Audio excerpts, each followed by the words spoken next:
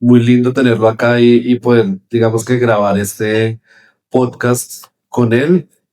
Creo que hoy, más que preguntas, digamos que prehechas o preguntas de cómo hacer eventos o cómo no hacerlos o cómo tocar o cómo producir o cómo ganarse este nombre en la industria que usted ha tenido, yo creo que vamos a enfocar un poquito la conversación en cómo inspirarse de un personaje que en los anteriores conversatorios lo hemos hablado, en cómo poder vivir de esto, en cómo alguien, digamos que ver la historia de alguien, digamos que le dé mucha fuerza a uno para seguir adelante, que es lo que me pasó a mí, y no sé si Pocho más adelante nos vaya a contar si de pronto también le pasó a él. Pues Pochín, bienvenido, gracias por la invitación, y creo que podemos empezar un poquito, así todos lo conozcamos acá, me imagino, presentándose y contándonos un poquito, pues quién es usted, ¿no? Y pues qué ha podido hacer por este país. Vale, muchas gracias, Cheo. Gracias por la invitación. Buenas noches a todos. Gracias a Bao Music School por tenerme aquí. Mi nombre es Luis Vargas. Mi nombre artístico es Sónico. Tengo otro proyecto que es Sonicore también. Soy técnico en ingeniería de sonido y producción. Tengo un sello disquero, promotora de eventos y agencia que se llama Texsound y otro que se llama Hardcodelia. Ya este fin de semana cumplimos 25 años con Texsound. Estamos celebrando nuestro cuarto de siglo y pues soy básicamente uno más, como ustedes que están ahí sentados, que se creyó este cuento y decidió seguir ese camino. Y bueno, por ahí podemos ir hilándola. Esa es la idea. Yo creo que de las preguntas que le voy a hacer, creo que ya la mayoría de historias me las sé. Pero así como fueron inspiración para mí, pues quisiera que sea para todos los que nos van a ver en este video y para los que quisieron venir hoy a escuchar a Sónico. Eh, Quisiera empezar un poquito algo que usted me dijo alguna vez que me inspiró mucho, todavía lo sigo diciendo yo, y es para usted qué es el tecno. Digamos que la idea del tecno desde que empecé y a través del tiempo ha variado un poco, porque pues cuando uno empieza hay muchas cosas que uno no sabe,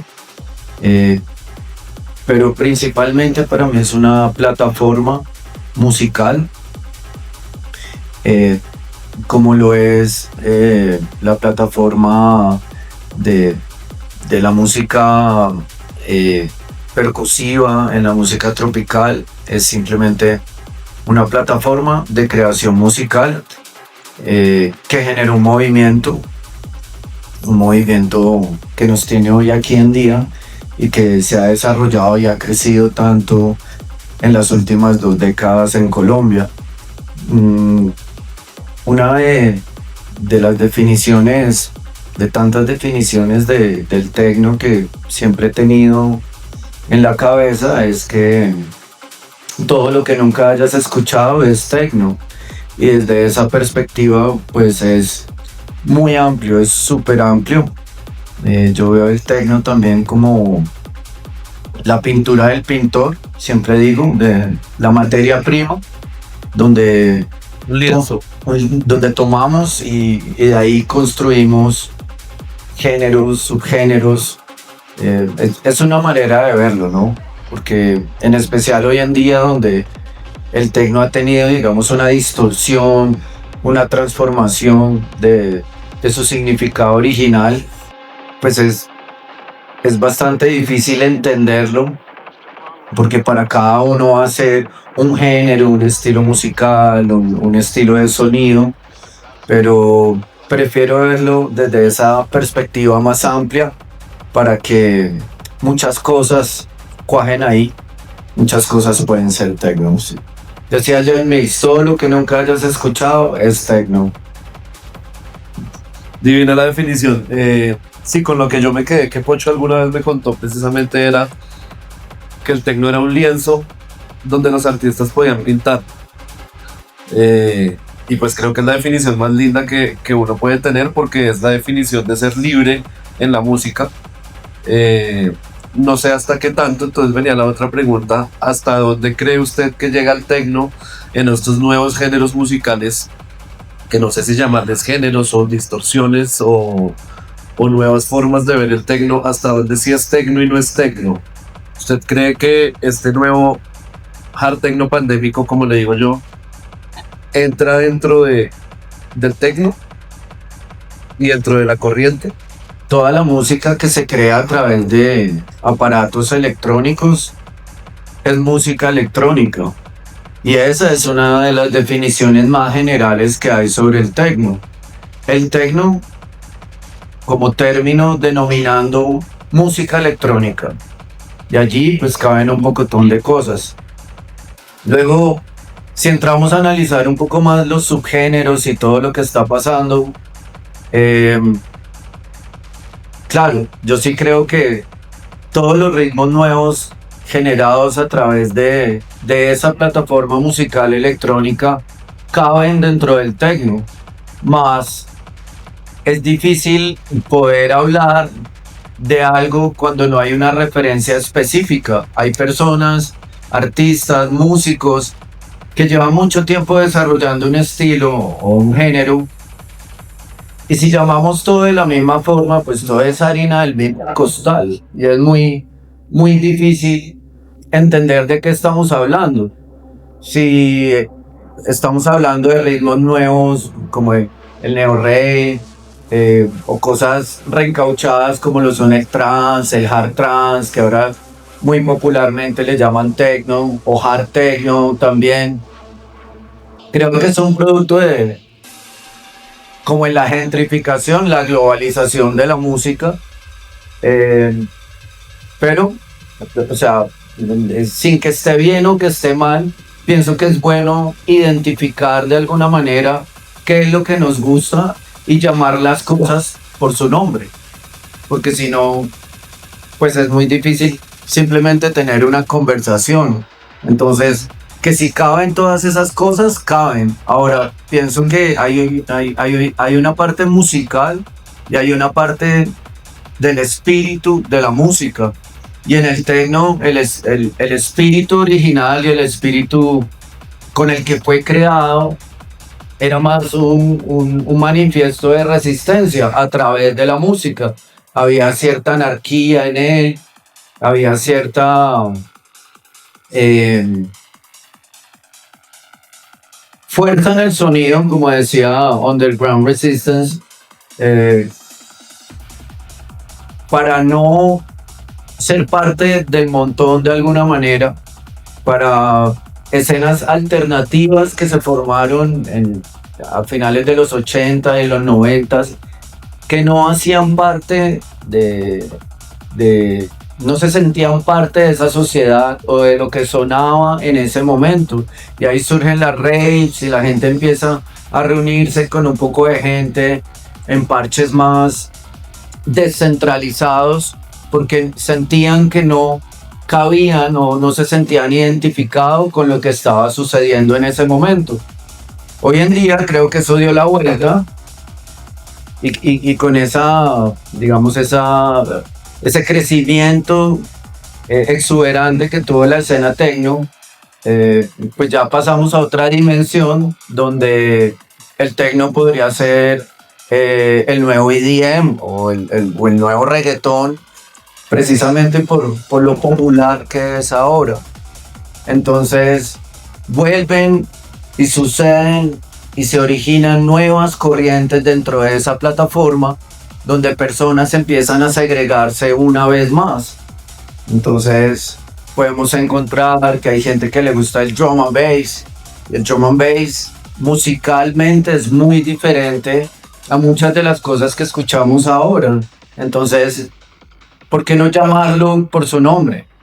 Se escucha mucho ahora en las redes sociales el tema de los tecnotombos, ¿no?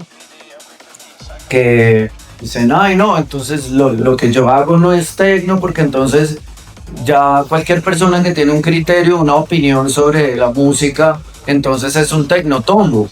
La cosa que a mí no me parece, porque precisamente hay personas que llevan desarrollando un estilo musical 10, 20, 30, 40 años para que de un momento a otro lo llamen de cualquier forma, ¿no?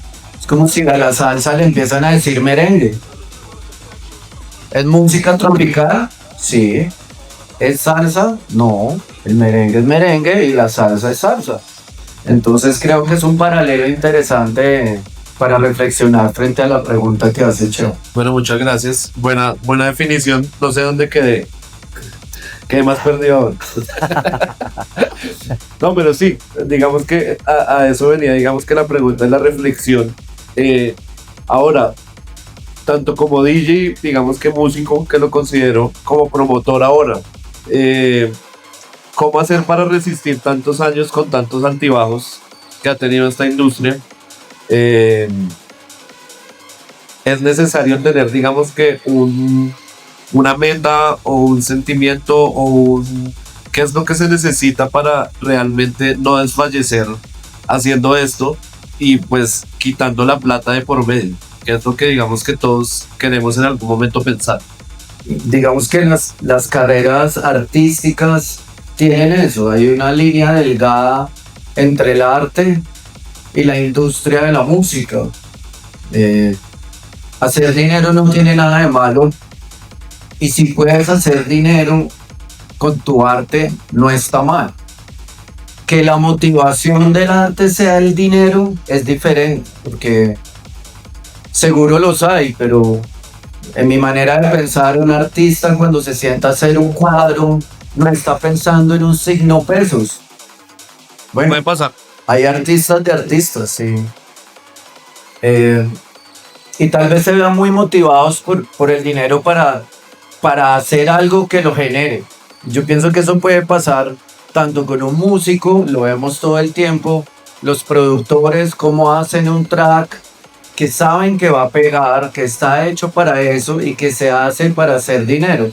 Más, es lo que de verdad quiere hacer el artista.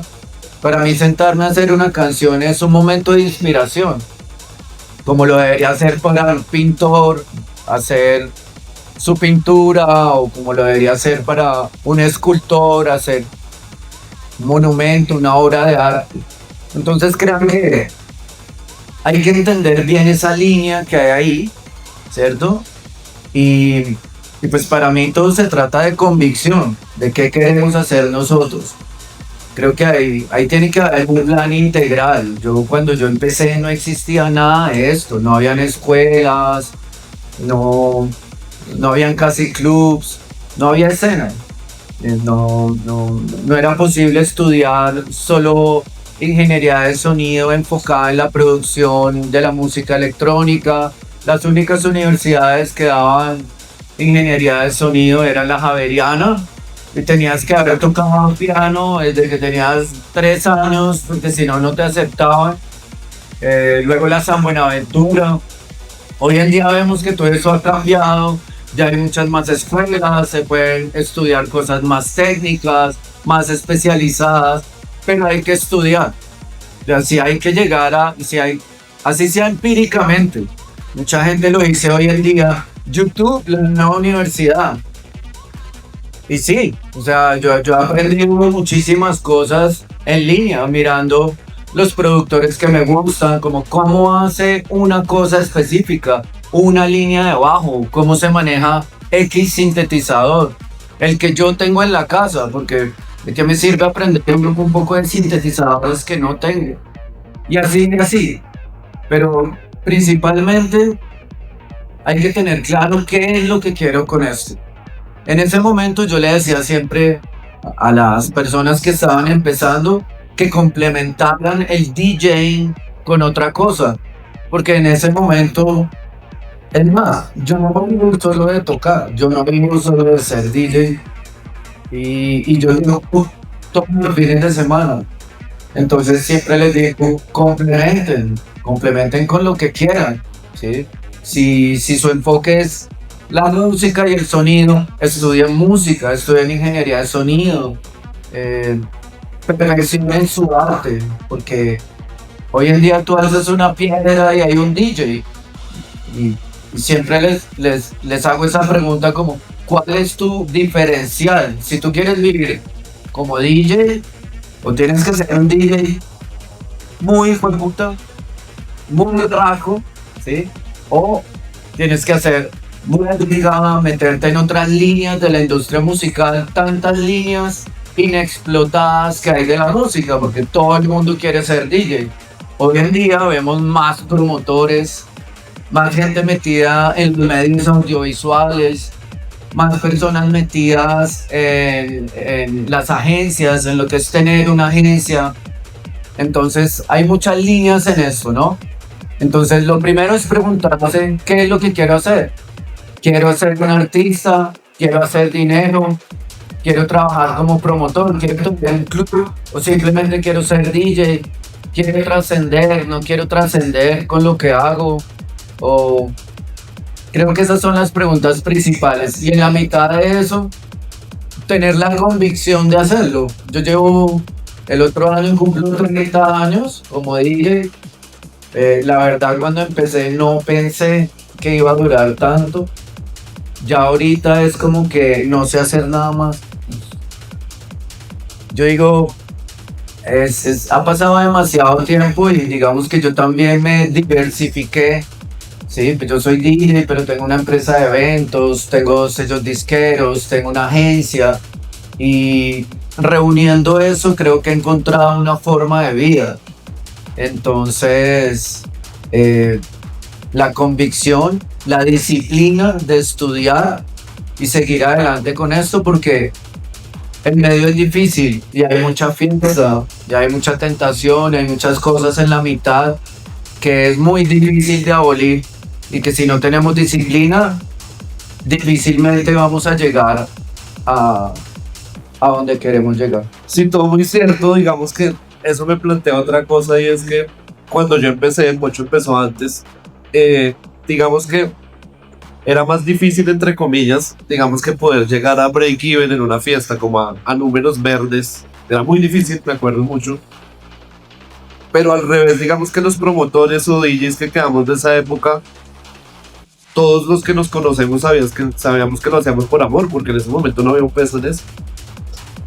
Entonces a veces me planteo qué consejos le podemos dar a los nuevos promotores, a los nuevos DJs, que en teoría les está quedando más fácil. Entonces van a una fiesta, entonces a su primera fiesta ya es una fiesta de 10.000 personas y ven que acá hay plata o que se supone que hay plata. Entonces digamos que esas motivaciones de las que estamos hablando, ¿dónde las pueden buscar? ¿Y qué pueden pensar para motivarse realmente? ¿Cómo realmente se da cuenta que uno que quiere ser promotor porque ama la música? Porque para mí un promotor tiene que amar la música. Sí, un promotor no puede ser simplemente un empresario que salió de Alpina y ahora es el gerente no sé, de Awakens, de Tresor, de Berhan. O sea, digamos que es una carrera muy específica. Me parece muy chévere lo que dijo Pocho para que todos lo podamos analizar. Y es que hay muchos puestos dentro de la música. Y hay muchos de esos puestos en Colombia que no están desarrollados.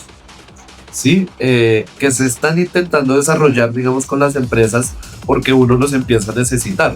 Entonces, por cada 100 DJs hay 2 light designers, o sea, LDs. ¿Sí? Por cada 200 DJs hay un VJ. Por cada 200 DJs alguien se especificó en hacer contenido, en visual, en el tema audiovisual. Hay productores de campo, que nos hizo falta mucho en nuestra época, ¿no? Al final nosotros éramos productores de campo, el man de la barra, el de la puerta, el DJ, mientras Pocho toca yo cobro la puerta, porque hicimos muchas fiestas juntos. Entonces digamos que para resumir eso, tienen que pensar que esta industria es un 360 y así como lo mencionó Pocho ahorita de todo lo que hace, usted sí vive 360 de la música. Sí. Es diferente a digamos que decir, no, es que soy ingeniero y vivo de la música. Ojalá que puedan vivir de la música en un 360, mientras si su sueño es romperla como DJ y vivir solo de eso, pues por lo menos tener con qué sustentar una vida, ¿no? Eh, Juanchi, le quería preguntar, ¿cómo conoció usted el tecno y por qué se terminó de enamorar de él? O sea, cuando usted lo escuchó, ¿qué pensó? ¿Qué sintió? Terminando la idea anterior, antes de responderte esta, eh, y pues para eso estamos acá, es para compartir lo que nosotros pensamos, porque en esto nadie tiene la verdad absoluta. Comparto la idea de Cheo de que un promotor de eventos le tiene que gustar la música y si no, al menos tiene que saber de ella. Pero hay muchos empresarios que no saben nada de música, ¿sí? Entonces, casos se ven. Yo pienso que tiene que haber algo de amorcito. Tiene que haber amorcito, en especial si uno es artista, si uno está estudiando como DJ, si quiere producir música y luego va a comer otra línea, tiene que haber algo de amor en lo que uno hace. Las modas van y vienen, eso pasa, y todo el mundo tiene sus momentos. Y ahí sí como dicen, no podemos escupir para arriba porque le cae en la cara. Hoy esto suena, mañana no sonará. Para mí el secreto de haber estado tanto tiempo en esta industria es que nosotros siempre hemos tenido clara la música que nos gusta y las ideas que tenemos alrededor de ellas. Cuando la música, no sé, en la época cuando estaba Bound Club por ejemplo, ¿qué año fue ese? O sea, apenas empezó. 2002. 2000, pero estamos hablando de 12 años. La escena era muy diferente, la música era muy diferente. Acá en Bogotá se llevaba gestando muchísimo tiempo una escena de música pesada, de hard techno, de drum and bass, de hardcore. Cuando llega la pandemia sucede un fenómeno que normalmente sucede cada década y sucedió 2 veces en una década y pues es salto generacional. Y en ese salto generacional cuando pasó la pandemia todo cambió. Y es como si todo lo que se hubiera construido de ahí para atrás se hubiera borrado, como si hubiera pasado un huracán. Es la vuelta, vuelve la música rara, porque esto es así, ¿no? Va y da la vuelta, va y da la vuelta, pero cada vez que ha dado la vuelta, igual yo estoy acá, igual acá es, hey, volvió la música rara otra vez. Es como, ah, sí, se le tiene. Se le tiene porque pues nosotros siempre lo hemos hecho, siempre hemos estado ahí. Entonces, vuelve y da la vuelta. El día de mañana no lo sabemos. Para mí la escena que ahorita no le doy más de 2 años a lo que está pasando en este momento. Lo vengo diciendo hace un tiempo. Porque además la gente crece y uno madura musicalmente. Uno empieza a buscar otras cosas, otros sonidos que lo motiven, otras fuentes de inspiración o no. Puede que en otras realidades sigan haciendo el hardcore que es, el house que es, el reggaetonero que es, ¿cierto? Pero cuando se vuelva a poner algo de moda y vuelva a ese punto inicial de cosas que uno de verdad le gustan, ustedes van a estar ahí y van a tener un espacio en esa escena. Para mí abrir un espacio en esta nueva escena sucedió a raíz de eso, porque la nueva escena es gente muy joven y quieren ver personas jóvenes tocando, quieren ver un viejo de 47 años como el quieren ver sus semejantes, quieren ver cosas con las que se identifiquen y se sientan más cercanos. La música es el principal conector y por eso cuando volvió ahí es como, ah, vengas, Sónico sabe hacer esto también y se ganó un pedacito de ese pastel de nuevo.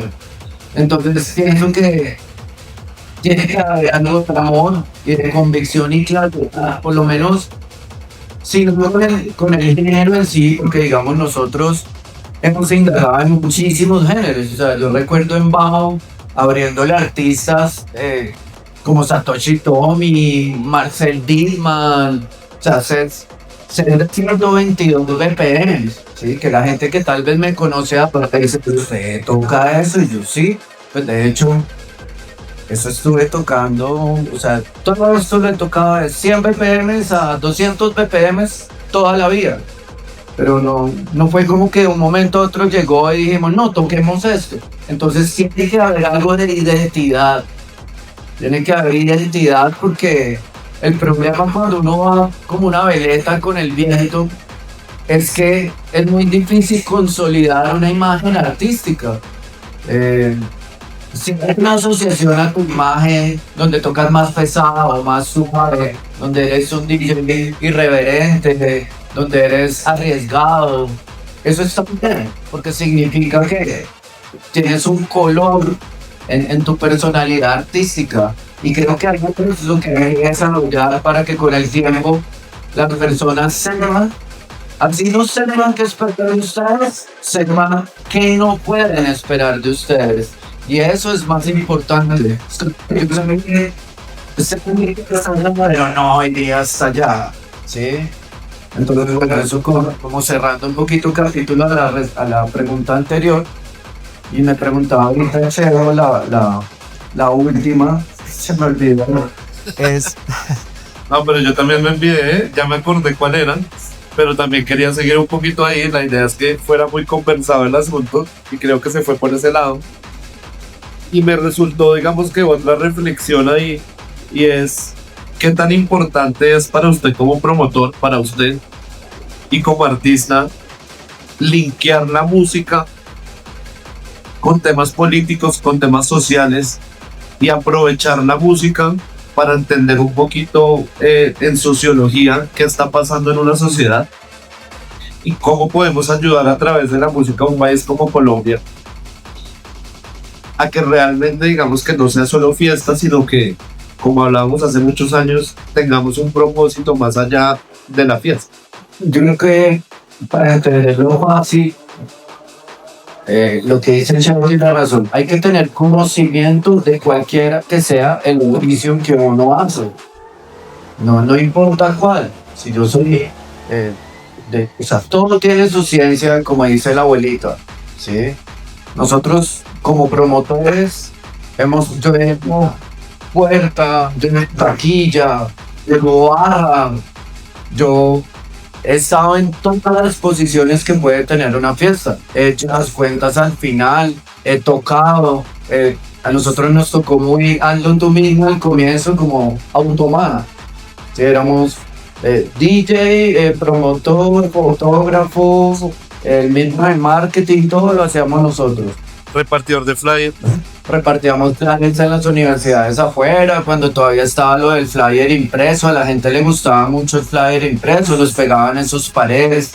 Entonces sí es importante conocer tu oficio y sobre todo el de tu escena local. Está muy importante saber qué pasó en Detroit, qué pasó en Berlín, qué pasó en todos lados.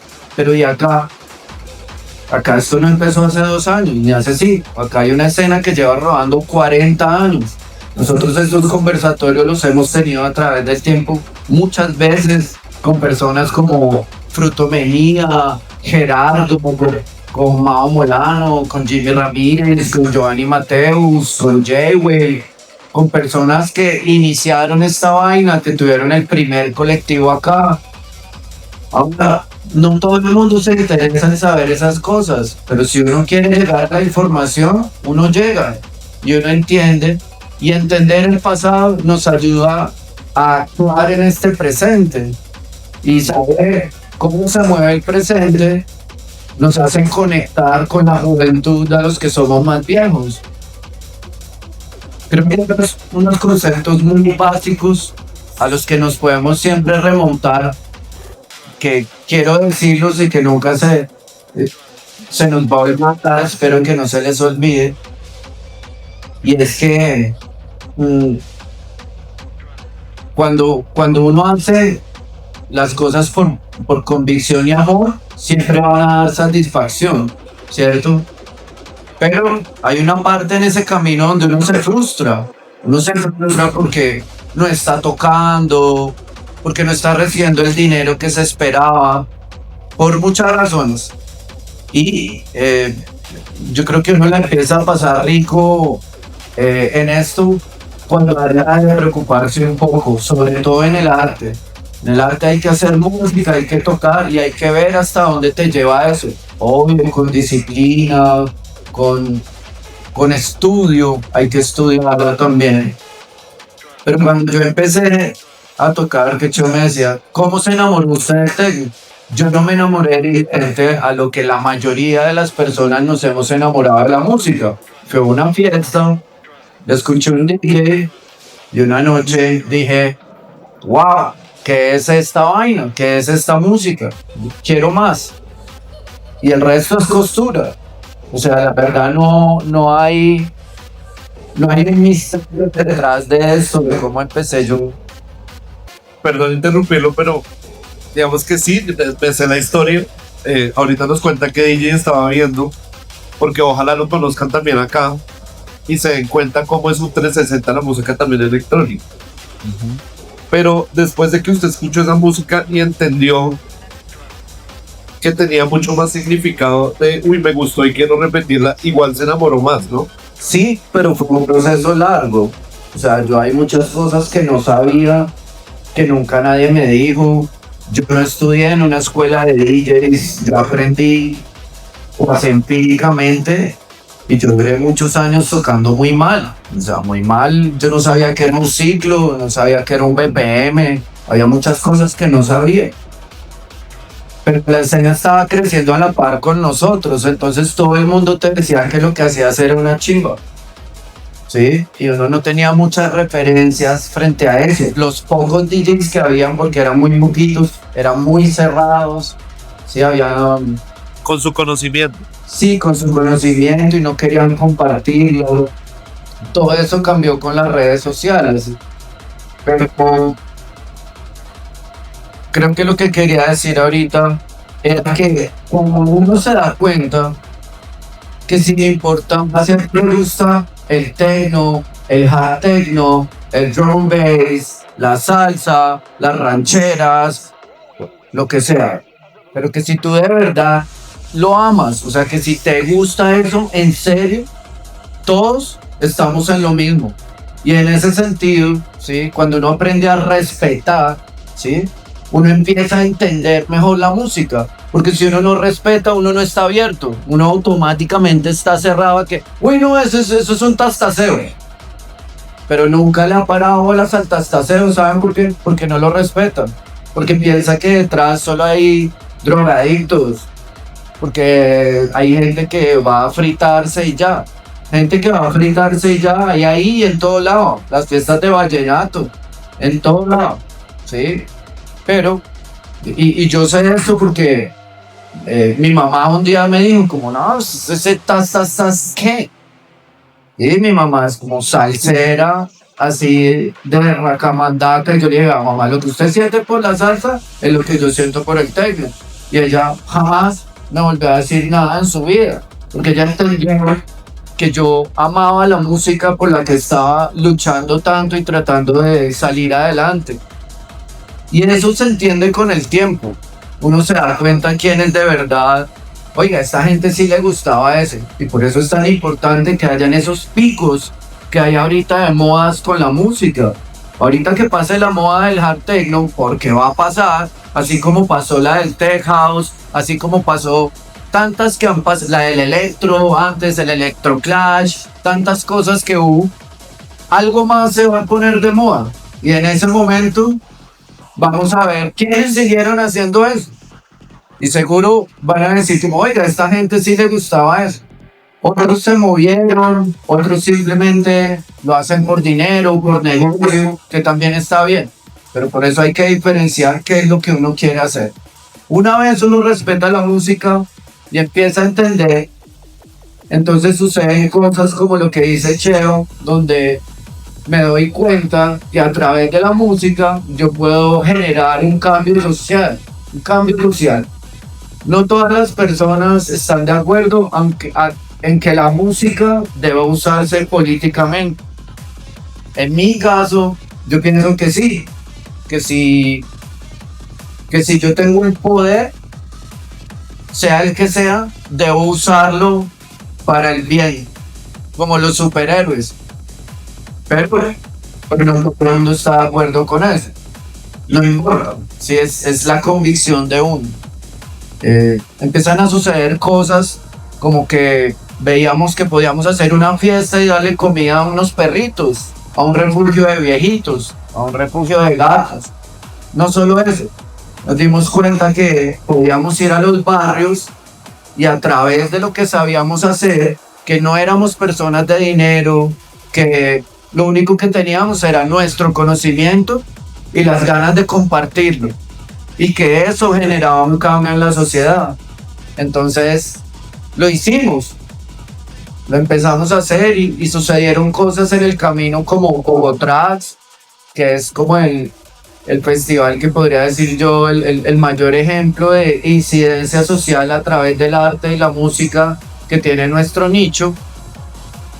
Y bueno, creo que son cosas que todos encontramos en el camino y que podemos hacer a través de nuestro oficio, de nuestro arte, porque todo no puede ser capitalismo puro y duro, ¿sí? O sea, como que es una sociedad capitalista y hay que hacer plata para vivir, eso es un hecho, pero hay límites y cada uno se pone los suyos. Uno llega hasta donde quiere llegar. Bao ha tenido tropiezos, Texao ha tenido tropiezos, muchos. Yo no se cansa. Juntos, uno se cansa y quiere tirar la pelota para otro lado en algún momento. Y digamos, yo en este momento, en algún momento me quisiera retirar, digamos, decir, pero ya fue. Hay muchos aportes políticos que no solo es meterse en política, alcaldes, presidentes, bla, bla, bla. Con políticos también me refería a la liberación de las personas a través de la música. Que es el manifiesto? Que es el manifiesto original del techno. Es precisamente cuando Underground Resistance habla de esa liberación a través de la música. Es un manifiesto futurista, sí, pero sobre todo anarquista, y de alguna manera hay política en cada cosa que ustedes hacen cada día, en cómo tratan al celador de su edificio, en cómo tratan a su mamá, en las cosas que hicieron durante ese día, en cómo se comportaron con sus esposas, con sus novias. O sea, la política de vida no es nada más que una decisión de vida, de ver si hago esto de esta manera o de esta manera. Entonces, ahí creo que hay pues bastante que pensar alrededor de lo que nosotros hacemos, y creo que es pues la lección que me preguntaba Cheo sobre la música y lo que puede hacer uno a través de él. No, yo creo que ya mucha reflexión, ¿no? No, digamos que para no pasar, digamos que este podcast y irnos sin entender un poquito la historia del negro en Colombia, que es de lo que se trata esto. Creo que igual, digamos que todo lo que hemos hablado se trata de la historia del tecno en Colombia y de que se ha tratado de representar con ese tecno en la historia de la música electrónica en Colombia, sobre todo en Bogotá, que es de donde nosotros más podemos hablar, ¿no? Digamos que yo nunca me he sentido persona para opinar sobre cómo creció el tecno en Cartagena o en Medellín o en Cali, que digamos que han sido escenas paralelas a las que tenemos nosotros, pero Bogotá en sí, para hablar específicamente, ha sido muy especial para el tecno, ¿no? Y el tecno para Bogotá. Representa muchas cosas el tecno para Bogotá. Bogotá representa muchas cosas para el tecno mundial también.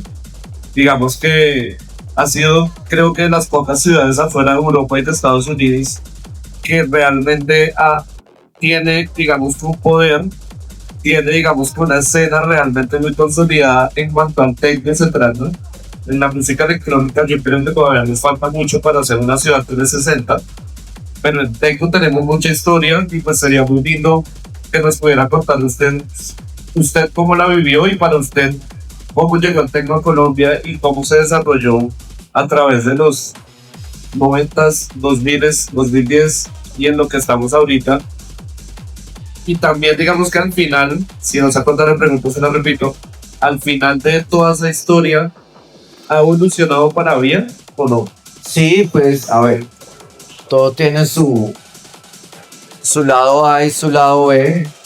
Como que uno trabaja toda la vida para que esto crezca. O sea, no, que es que el techno, los del hard techno, no, que es que el hard techno, los del house, no, que es que el house. Y cuando finalmente crece, ¿qué pasa? Ven una DJ como Nina Kraviz tocar un track de Psytrance y dicen, ¡ay! ¿Ella por qué toca Psytrance si ella no es DJ de Psytrance? Y nos, pero, ¿cómo así? No queríamos que esto creciera y entonces cuando crece y por fin alguien lo pone en el ojo del huracán, entonces es, no, tú no lo puedes hacer porque tú no eres real. Cosa que yo creo que no es tan así, porque, pues, no sé, en el caso de Nina, ella es una digger, ella siempre está, ella no es que se va a poner a tocar todo un set de Psytrance, pone un track, o pone uno de Ghetto Tech, o pone uno de, y dice, ah, bueno, chévere. Es como una selector. Más selector, sí. Entonces, hay mucha sectorización con la música, hay muchos estigmas, muchas cosas que la gente piensa alrededor de la música que no existen. Sí, digamos que el hardcore es solo para estos, que esto es solo para estos, que el house es solo para los gomelos, que esto es, o sea, una cantidad de etiquetas sociales que no deberían existir y que en el momento en el que uno entiende la música y que aprende a respetarla, se da cuenta. Historia rápida de cómo empezó el asunto acá. A ver, la zona rosa, yo tenía 15 años, había un bar que se llamaba Calimán. Los jueves eran barra libre, 5.000 pesos. Y ahí era pura música alternativa. Estaba de moda el grunge, Nirvana, sí, como toda esa onda. En ese momento, mi background era más de bandas, de rock, de punk, industrial. De ahí venía yo. Pero ahí había un room donde tocaba Static. Y pues él, más que tocar, ponía música, porque en esa época los DJs ponían música, era más selector, no era tanto de mezclar. Y fue la primera vez que yo escuché música como Nine Inch Nails, como Ministry, como Depeche Mode, o sea, como cosas que eran electrónicas, sí, ya, música electrónica, sí, pero no había un room de solo techno, por ejemplo. En el año 90 yo me fui para Nueva York y allá conocí el house music, viví un año allá, conocía cosas como Technotronic, conocí cosas como Two Brothers on the Fourth Floor, Too Limited, bueno, era lo que sonaba en ese momento, le llamaban house, pero estaba también muy ligado al trance, que era un house. Empezaron a llegar unas compilaciones acá con una carita feliz que se llamaba This is House Music, otras que se llamaban House on Fire, salía la carita con un gorrito de bombero, cosas como aguja y vinilo, cosas como, bueno, empezaron a salir compilaciones y compilaciones de lo que llegaba a las emisoras. Lo que llegaba a las emisoras era principalmente trance y house. Bueno, todo esto son como, bueno, Nueva York, Calimán, Luego, un día un amigo me dice, lo voy a llevar a un sitio que se va a cagar. Yo le dije, ¿en serio? Sí, porque a usted le gusta ese pumpuncito y Y me llevó a Cinema. Cinema era el bar de los hermanos Pachón, de Gerardo, de Nick. No sé si no los conoces, Residentes de Octava y tantas cosas. Para tener una referencia, Cinema se fundó un año antes que el Tresor de Berlín. Sí, el Tresor de Berlín lleva desde el año 91. Cinema lo fundaron en 1990. Nosotros íbamos los jueves allá. Estaba el hermano de Gerardo ahí, que era el que filtraba. Sí había un filtro, pero el filtro era como que tú tenías que ser un poco chocoloco para entrar. Y uno se sentía un poco especial si te dejaban entrar. O En esa época yo tenía el pelo pintado, uno se ponía tenis raros, camisas raras, la noventería, las pintas eran una chimba. Y eso de alguna manera, sin ser una vaina elitista, sino más de espíritu, era como, no, este man no siente esta música, o sea, este man está muy de camisa por dentro y zapato de material, no, este man no entra acá. Bueno, sí, tal vez sí había era un fix. Pero nosotros entrábamos ahí y Cinema, que era gay en ese momento, o sea, era un bar gay, entonces para uno entrar como straight al bar era aún más especial, porque era como de los pocos que dejaban entrar. La tarima en Cinema era así, pero sin eso, o sea, era totalmente al piso.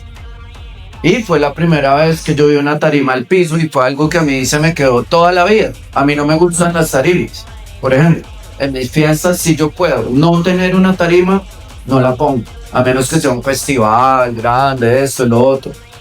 Porque siempre me gustó ese contacto directo de la gente con el DJ y de poder ver lo que estaba haciendo.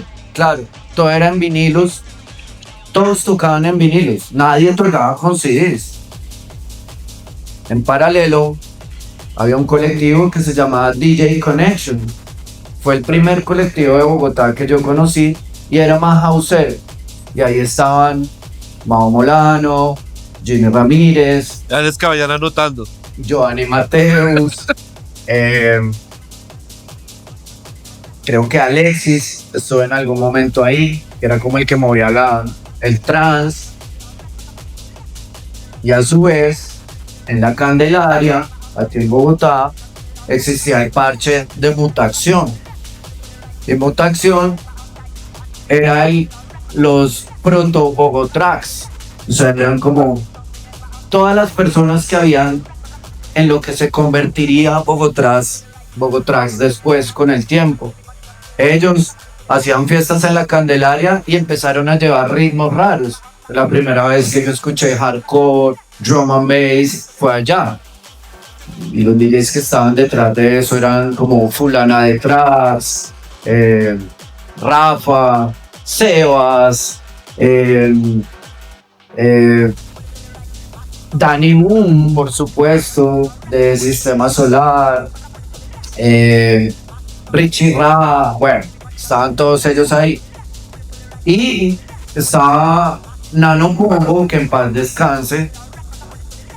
Gran promotor. Fue un gran promotor de acá desde los 80s, o sea, desde antes de la música electrónica. O sea, mi mamá me dice, no, si yo iba a Keops, que Keops era el club de Nano en esa época. Y él hacía unos after hours por la séptima, después del peaje, siempre hacían los after hours en Chía, al norte. Y ahí empecé a ir a mis primeros after hours. Entonces, Cinema, Morroco, Gótica, ellos hacían after hours en el norte y uno cogía una flor de la autopista y se iba de after. Yo era menor de edad, me volví cliente de alguna manera, me colaba, uno siempre encontraba la forma de entrar. Y bueno, digamos que eso fue como una base de lo que tuve yo primero, musicalmente, a nivel de fiestas, a nivel de rumba. Después de que yo fui a Cinema y de que fui a estas fiestas, yo dije, yo quiero ser DJ. Pero a mí nadie me llamaba a tocar. Yo empecé a comprar discos, no sabía tocar bien. Y un día un amigo llevó unas tornas a mi casa y yo empecé ahí a practicar. Las dejó como un mes y ahí fue el primer acercamiento DJ que yo tuve. Después de que él se las llevó, yo me compré mis tornas y empecé a darle. Tenía una casetera y una tornamesa. Y entonces, como la casetera no tiene pitch, y tenía una unidad de CD, esas de equipo casero, que tampoco tienen pitch, o sea, era como play, pausa, y mandaba un disco y ese sí le podía dar la velocidad, y luego cuando iba a poner la casetera o la unidad, pues me tocaba play, pausa, y coger el vinilo que estaba sonando al aire y volverle a buscar la música. eran otras épocas. Pero yo de verdad agradezco mucho todo ese proceso que tuve, porque la tecnología hoy en día te da tantas herramientas que muchas veces se vuelve perezoso. Más allá de usar el botón sync o no, pienso que es importante entender el beat matching, porque el beat matching genera cierta inercia y cierta intensidad en la música. Es como que, se está yendo, pero la tienes ahí, o sea, hay cierta humanidad que se ve transmitida a través del beat matching. O sea, que es como la tengo, está ahí, es como una sopa que se va sumando y es intensa y no quieres que se te salga de la olla. No sé cómo explicarlo, pero eso da también cierto color al mixing, y da cierto color a la manera de mezclar. Después de eso, creé Texas en el año 99, hice mi primera fiesta y dijimos, bueno, pues como nadie nos llama a tocar, vamos a hacer fiestas, La de siempre. la de siempre, sí. Y ahí empezamos con Texas, mi mamá seguía viviendo en los Estados Unidos, entonces yo tenía la oportunidad de viajar y volver y de ir a tiendas de discos, conocer gente a través de las tiendas de discos. Pero en esa época uno la música la recibía era solo por los oídos. O sea, uno, antes de poder viajar, llegaba alguien con un lote de vinilos y decía, hay un man con vinilos en Chapinero, los tiene en la casa, que vaya y compra. Y uno iba y no los podía oír, porque el man no tenía ni siquiera una tornamesa ahí. Y uno era como, no pues, como por el cover. Los covers eran muy llamativos, entonces uno se llevaba ese disco y luego llegaba a la casa y lo ponía y, no, qué mierda de disco, no. O un día como, no, este sí está bueno. Entonces uno leía, ¿quién es este? No, ese es Lenny D. Yo, Lenny D, quiero otro disco de Lenny D. ¿Quién es este? No, Dave Clark. Quiero otro disco de Dave Clark. Pues uno iba del tipo y le decía, venga, ¿usted cuándo vuelve a viajar? No, en 6 meses. No, pues tráigame otro disco de fulanito. Entonces llegaba el disco a los 3, a los 4 meses. Y así se iba haciendo una colección. Habían un par de tiendas, otra gente que traía. Pero el punto era que a ese momento uno nunca había visto esos artistas. Uno solo los había escuchado.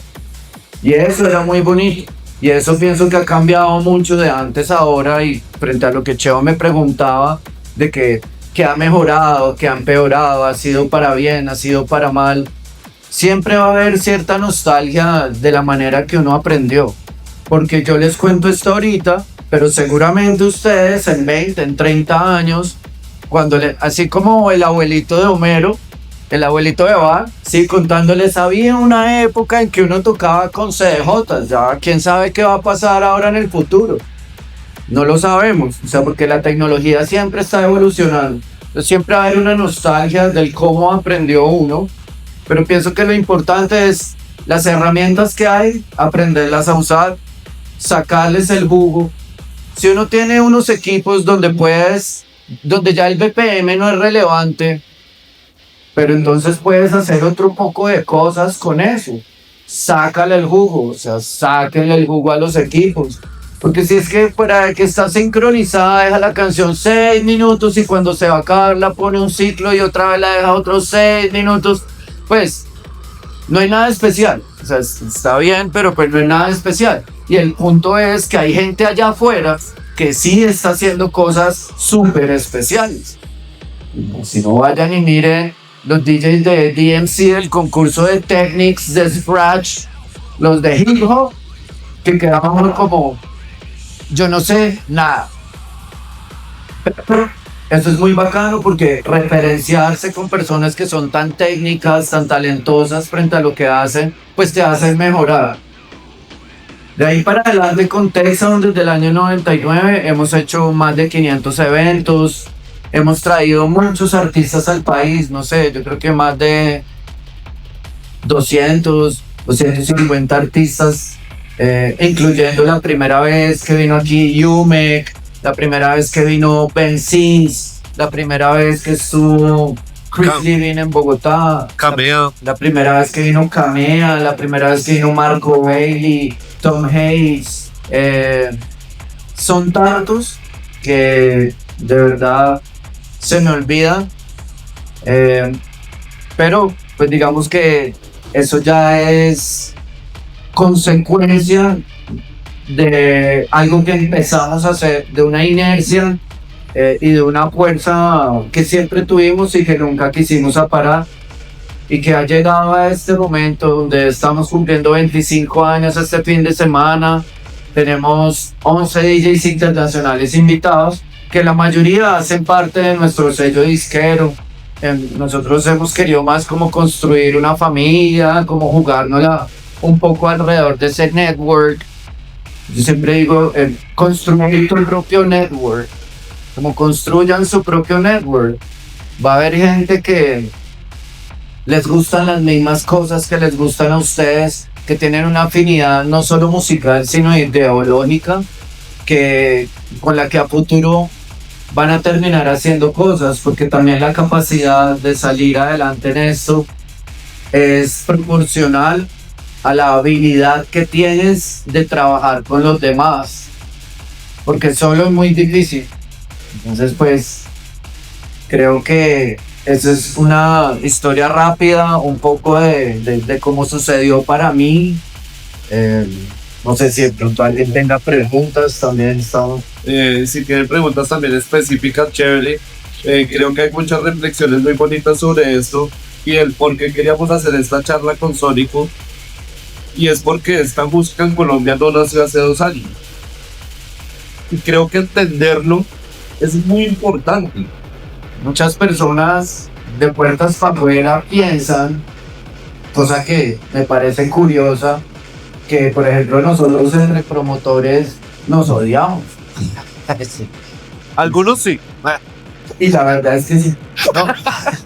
Pero hay muchos de nosotros que hemos tomado el riesgo de trabajar juntos en algún momento de nuestras vidas, y esa experiencia la hemos tenido. Fuimos socios en un club que se llamaba La Clandestina en el centro, fuimos socios en Radical Styles, por ejemplo, y esas cosas no han sucedido porque cada uno tire solamente para su lado, sino porque en algún momento ha habido una idea en común a la que le hemos querido trabajar entre todos.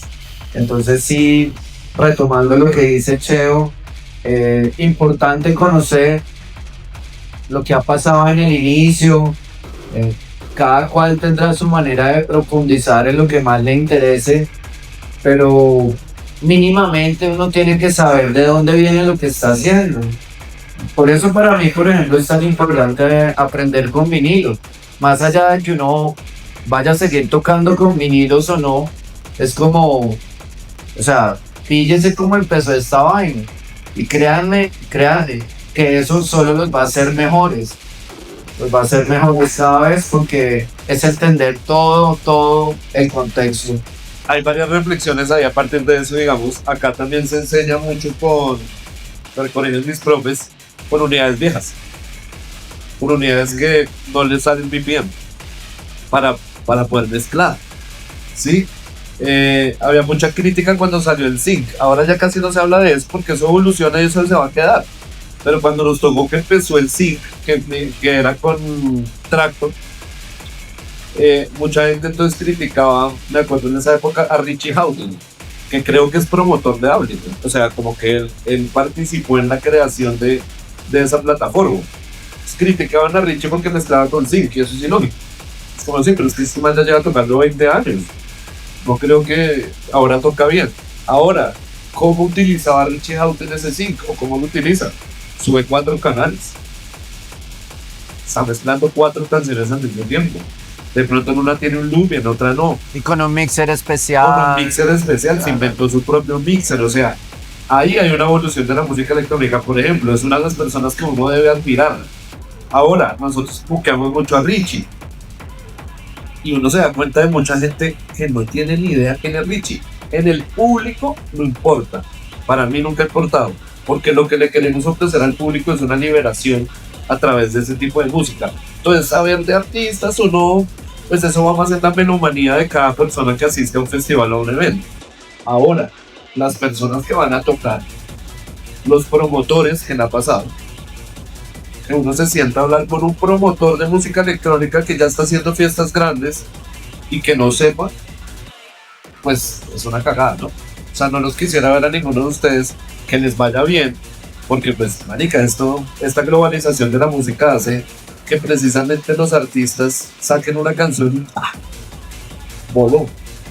Pero voló y cuando llega ya, ¿qué? Entonces, a mí me ha pasado, y me imagino que a ustedes en conversaciones afuera, que uno a veces queda como, uy, yo no soy puta. Y le dan muchas más ganas de estudiar esa historia de la música electrónica. Entonces, personas como Jeff Mills, que también mucha gente, ahora estamos hablando de mucha gente, es DJs o productores o promotores, ¿no? Estamos saliéndonos del público. No sepan quiénes son sus personajes, pues es muy triste. O no saber quién es Sónico en Colombia, siendo un promotor de música electrónica, pues es muy triste. Sí, entonces digamos que acá va esa reflexión que las inspiraciones tienen que ser ellos. Y tiene que ser gente que ya lo hizo y que ya lo intentó. ¿Por qué? Porque si usted no conoce esa música, esa historia de la música electrónica en Colombia, ¿cómo va a ser para hacer algo nuevo si usted no sabe lo que ya hicieron? Pasa mucho, Pocho, creo que le paso el micrófono ahora para esas historias, que la gente, los nuevos promotores o DJs o productores se equivocan a veces creyendo que están haciendo algo nuevo. Y es algo que seguramente ya escucharon, se están inspirando, pero dicen, esto nunca había pasado acá. Y sí ha pasado, es que en Colombia casi que ha pasado todo. Han pasado clubs, han pasado festivales. Antes, mucho antes de un festival, ya habían festivales. Pues Radical lleva, no sé, 8 años antes que va a un festival. Pues 9. Y mucha gente no sabe qué es Radical Styles.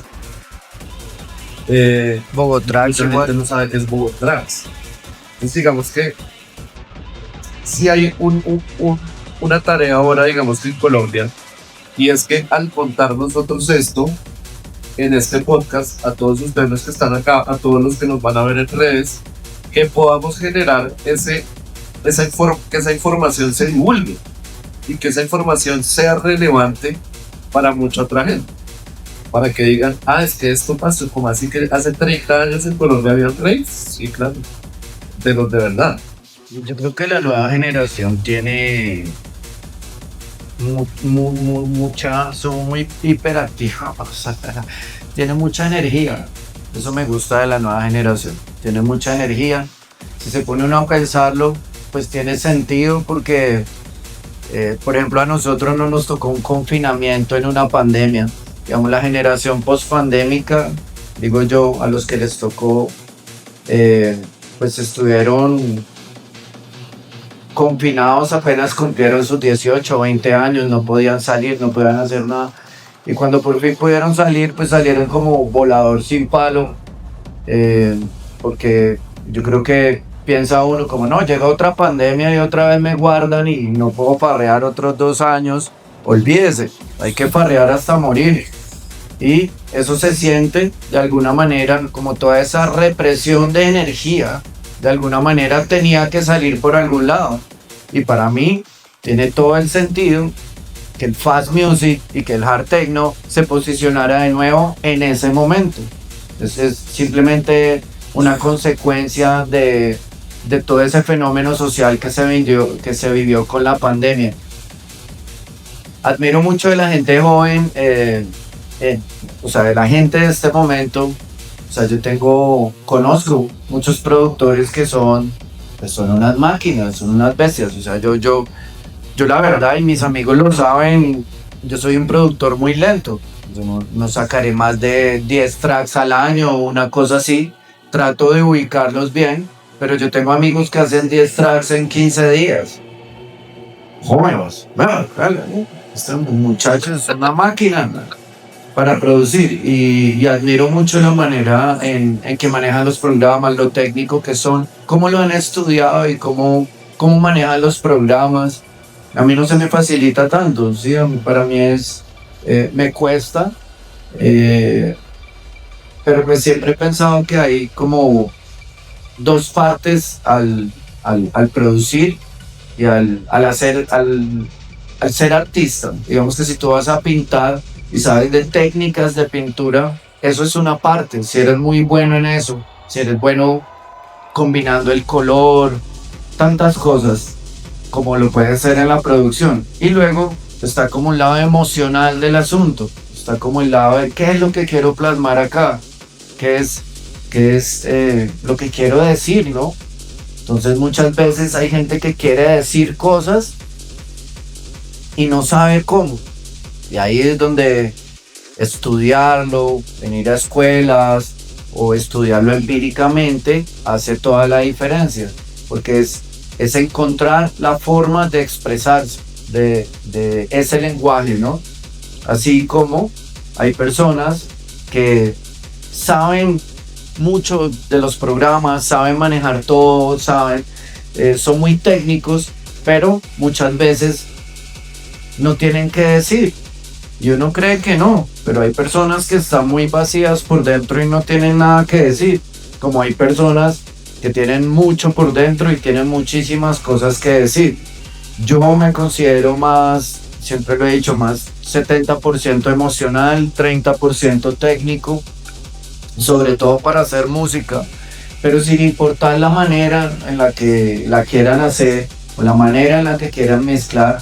Como hay gente, traigo a colación el concurso clandestino, que es un concurso que hacemos hace 18 años para DJs, productores, VJs. Mañana es la final. Y digamos que llegan muchos chicos como ustedes con la ilusión de ganar. No nos patrocina nadie, entonces realmente no les podemos dar nada. Pero el concurso es muy sonado porque para nosotros es una experiencia de construcción pedagógica para ellos. Y en última yo les digo, ustedes vienen acá es a ganarse el respeto. A ganarse el respeto de sus compañeros, de cierta escena, a tocar en un club de verdad. No le paso por ahí, ¿no? Por el clandestino. Tú ganaste el mejor DJ de Aztec. Ya ven, por ejemplo. Entonces, pienso que es como, frente a tu pregunta, pues que admiro toda esa energía que tienen y pues como sugerencia es como canalizarla, ¿no? Que canalicen toda esa energía y todo eso que quieren decir y que no se vayan por el lado fácil. O sea, el lado fácil, pues ustedes saben que yo les digo en el concurso, les digo, oiga, el que no mezcla con unas CJs 3000, no mezclan con nada. O sea, entonces siempre pregúntense cuál es su diferencial, qué es lo que los hace especiales a ustedes frente al resto de los otros artistas que hay en tan ofertada escena. Y no dejen a un lado todas esas líneas que tiene la industria de la música que están más inexplotadas de alguna manera y donde pienso que está en next level. Porque ahorita, digamos que como DJ, claro, a eso ayuda el concurso. Uno cree que es especial hasta que sale a un mercado o hasta que toca con grandes, donde uno queda como, oiga, no, me falta. Y por eso es tan importante la experiencia, estar tocando, estarse actualizando. Sí, abandonar no está mal, pero tal vez no, al comienzo sí está mal. Ya nosotros ya... uno se cansa, yo la verdad, en este momento, como decía Cheo hace un rato, me gustaría tener una vida más tranquila.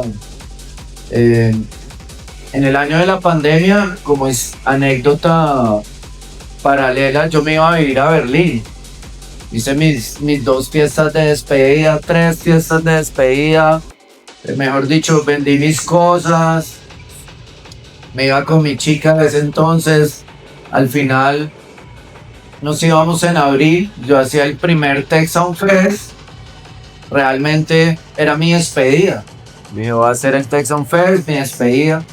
Y yo ya había estado, yo acabo de ir de tour a Europa, estuve en 11 países, tuve 26 fechas en 22 ciudades. Pero yo llevo 18 años yendo a Europa a turear. O sea, yo no es que fui ahorita la primera vez. La primera vez que yo fui allá tenía 30 años. Entonces, no es fácil, ¿sí? Hay que ser resiliente y hay que darse cuenta. Yo tengo muchos amigos muy jóvenes, de 20, 22, 23 años. Menos mal, me la voy bien con los pelados. Me dicen, no, es que yo me quiero ir de tour el otro año. Yo, hágale, si usted piensa que está listo, si ya es el momento.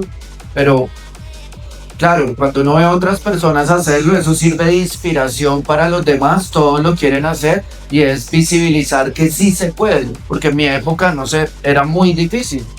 Yo, no sé, tengo títulos como que fue el primer DJ en tocar en Tresor de Berlín. Eso fue en el año 2007, ¿sí? Y cosas así. Y uno iba destapando sellitos y destapando sellitos. Y la verdad nunca tuvo tanto ruido. Ahora hay otras personas que tienen muchísimo más ruido frente a eso. Pero hay un camino que se abrió. Hay un camino que se destapó. Y pues esa era la idea. Qué chimba. O sea, qué chimba que eso suceda porque pues uno no es que quiera ir uno solo y ya. Al contrario. O sea, que cada vez sean más los que podamos ir.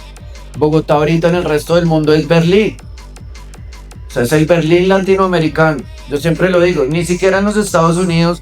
O sea, yo creo que hay eventos muy masivos en otros países de Latinoamérica y en otros países de Norteamérica, en Europa también hay mucho dinero.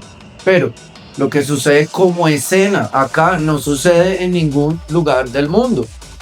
Uno tiene que salir para darse cuenta. Entonces, frente a la pregunta es, ¿cómo no abandonar? Dense en cuenta donde están parados. Dense en cuenta donde están pisando. Ustedes van a cualquier lado y, ay, no, yo soy de aquí, yo soy de allá. Pero usted dice, yo soy de Colombia. Ya hay un, de Colombia. De Bogotá. De Medellín. O sea, ya hay algo ahí que antes no había. O sea, ya estamos en el mapa. Ya la gente sabe que aquí sucede algo. Y no es un secreto que todos los artistas amen venir acá. ¿O no? Sí. Todos los artistas internacionales, porque acá la rumba es muy buena. O sea, y en serio, o sea, acá la rumba es, no se imaginan. Claro, hay cosas muy chéveres afuera, pero entonces, ese año de la pandemia me iba en abril, llegó la pandemia en marzo y yo no me pude ir. Obviamente fue un momento duro para todos, me deprimí. Me quebré, cerré mi club. Yo tenía un club que se llamaba Clan. Entré en un déficit económico tenaz, no podía tocar, no podía hacer nada. Y encontré esa fuerza de nuevo en la música. Y suena de cajón, pero irónicamente, después de que me habían robado todo mi estudio, cuando tenía hardware, equipos, de todo, se me robaron todo en mi casa. Mi época más productiva fue cuando me robaron todo, porque tenía menos, pero tenía que hacer más con eso que tenía. No había tanto distractor, lo único que tenía era mi computador. Nunca hice toda esa música teniendo todos los equipos que tenía. La vine a hacer ya con un computador y con los audífonos. Entonces, es entender dónde están parados y a dónde pueden llegar. Creo que esa es la mayor motivación que uno puede tener para no abandonar. En el camino habrá gente que se quede, habrá gente que no, pero entre mayor sean sus expectativas, ¿sí? También es más fácil frustrarse. Porque si ustedes en un año no se han ido de tour a Europa, o si en 2 años no están tocando en el club y en los festivales, en el Baumfest que querían tocar, ¿se van a frustrar? Está mal. Este camino es largo, y es de sudor y lágrimas. Para unos es más corto que para otros. O sea, si lo que yo quiero es pegarle un track y tocar en Europa, seguramente lo puedan hacer en un año, ¿sí? Si lo que quieren es tener una vida alrededor de esto, pues, o sea, yo no estoy diciendo que no se pueda hacer, pero es importante ser consciente de a dónde quieren llegar y cómo lo quieren hacer, y que sus expectativas, que controlar el ego de uno es complicado. O sea, controlar esas expectativas de de dónde uno quiere estar, porque es un mercado muy demandado. Entonces es entender de antemano que puede que suceda en el tiempo que uno quiere o puede que no, y que el camino sea muchísimo más largo.